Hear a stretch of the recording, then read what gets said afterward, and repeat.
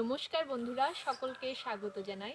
আমি আজকে কাঁচা টমেটো দিয়ে একটি রেসিপি তৈরি করে দেখাবো। এখানে টমেটো গাছ হয়েছে, টমেটো কিছু হয়েছে, প্রথম হচ্ছে, বেশি হয়নি। এখান থেকে আমি কাঁচা টমেটো তুলে নেব। এই যে এখানে হয়েছে, তুলে নেব এখান থেকে।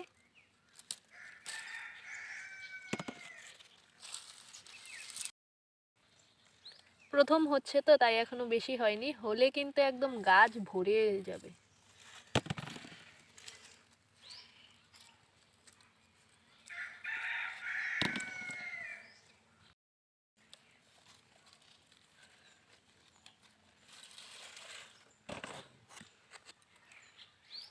এই যে কাঁচা টমেটোগুলো তুলে নিয়েছি, এবার রান্নাটা করা যাক। টমেটোগুলোকে এবার প্রথমে ধুয়ে নিতে হবে। ধুয়ে নেওয়ার পর টমেটোগুলোকে কেটে নেব। কাটার পর কিন্তু আর টমেটোগুলোকে ধুতে হবে না, তাই কাটার আগে টমেটোগুলোকে ভালো করে ধুয়ে নিতে হবে। সবগুলো টমেটোকেই এভাবে জলের মধ্যে ভালো করে ধুয়ে নেব।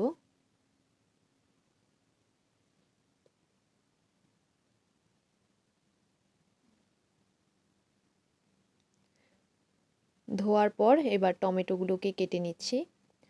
টমেটোর সামনের অংশটা প্রথমে একটু কেটে নেওয়ার পর দুটুকরো করে এমন পাতলা পাতলা লম্বা করে কেটে নেব। আপনারা আপনাদের পছন্দ অনুসারে কেটে নিতে পারেন, তবে এভাবে একটু পাতলা পাতলা করে কাটলে দেখবেন সেদ্ধটা খুব তাড়াতাড়ি হয়ে যাচ্ছে। তাই আমি টমেটোগুলোকে একইভাবে এভাবে পাতলা করে কেটে নিচ্ছি। সবগুলো টমেটোকেই এভাবে কেটে নেব। রান্নাটা করতে যেহেতু সর্ষে প্রয়োজন, তার জন্য লাল সর্ষে আর কালো সর্ষে নিয়েছি 2 চামচ পরিমাণ। সর্ষেটাকে এবার জল দিয়ে ভালো করে ধুয়ে নেব। জল দিয়ে ধুয়ে নেওয়ার পর সর্ষেটাকে শিলনোড়াতে বেটে নেব। আপনারা এটা কিন্তু মিক্সিং জারের মধ্যেও বেটে নিতে পারেন। আমি শিলনোড়াতেই বেটে নিচ্ছি। সর্ষে বাটার কিছুক্ষণ আগে যদি ভিজিয়ে রাখা হয়, তবে সর্ষে বাটতে কিন্তু সুবিধে হয়, সর্ষেটা একটু নরম হয়ে যায়। আর এর সঙ্গে দিচ্ছি 4টি কাঁচা লঙ্কা। আপনারা যদি ঝালটা বেশি খেয়ে থাকেন, তবে কাঁচা লঙ্কার পরিমাণটা বাড়িয়ে দিতে পারেন।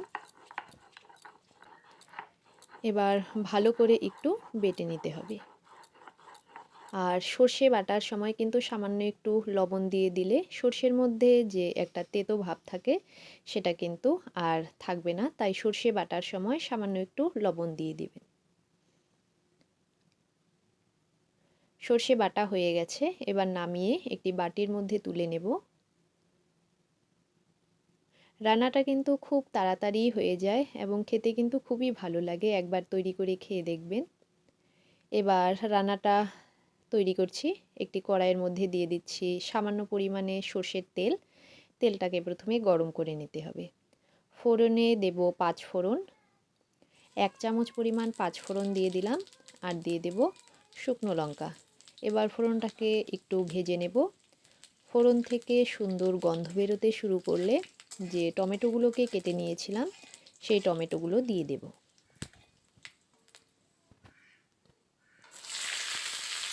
টমেটো দিয়ে নেওয়ার পর 2 থেকে 3 মিনিট একটু নেড়েচেড়ে নিতে হবে।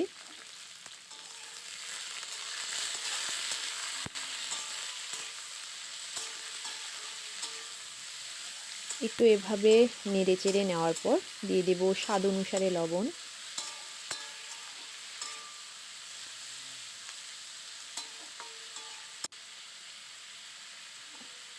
লবণ দিয়েও সামান্য একটু নেড়েচেড়ে একটি ঢাকনির সাহায্যে ঢেকে দেব। এভাবে ঢাকা দিয়ে একটু খুলে নেড়েচেড়ে দিলে দেখবেন সামান্য জল উঠছে, তার ফলে কিন্তু টমেটোটা সিদ্ধ হয়ে যাবে। আর আলাদা কোনো জল ব্যবহার করার প্রয়োজন নেই। ঢেকে দিলাম। 5 মিনিট পর ঢাকাটাকে খুলে দেব। দেখুন অল্প অল্প জল উঠছে, এই জলেই কিন্তু টমেটোটা সিদ্ধ হয়ে যাবে। আলাদা করে আর জল ব্যবহার করতে হবে না। ঢাকা খুলে আবারও নাড়াচাড়া দিয়ে নেওয়ার পর একটি ঢাকনির সাহায্যে আবারও ঢেকে দিতে হবে। এভাবে ঢাকা দিয়ে খুলে নেড়েচেড়ে দেখবেন যে টমেটোটা সেদ্ধ হয়েছে কিনা।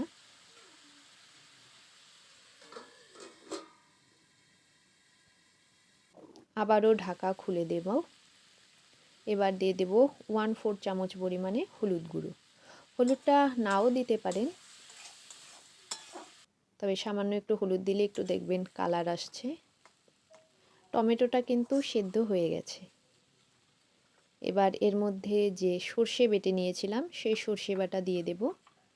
সর্ষে বাটা দিয়ে নেওয়ার পর ভালো করে কিন্তু মিশিয়ে দিতে হবে। আর দিয়ে দেব 2টো কাঁচা লঙ্কা। এই কাঁচা লঙ্কাটা দেওয়ার ফলে কিন্তু সুন্দর একটা ফ্লেভার আসবে। আর কিছুক্ষণ নেড়ে চেড়ে নেওয়ার পর কিন্তু দেখবেন এটা রেডি হয়ে গেছে। এবার এটা রেডি হয়ে গেছে, এবার নামিয়ে সার্ভ করে নেব। গরম ভাতের সঙ্গে খেতে তো খুবই ভালো লাগে, একবার তৈরি করে খেয়ে দেখবেন। তবে আজকে রেসিপিটিকে এখানেই শেষ করছি। ভালো থাকবেন, সুস্থ থাকবেন, ধন্যবাদ।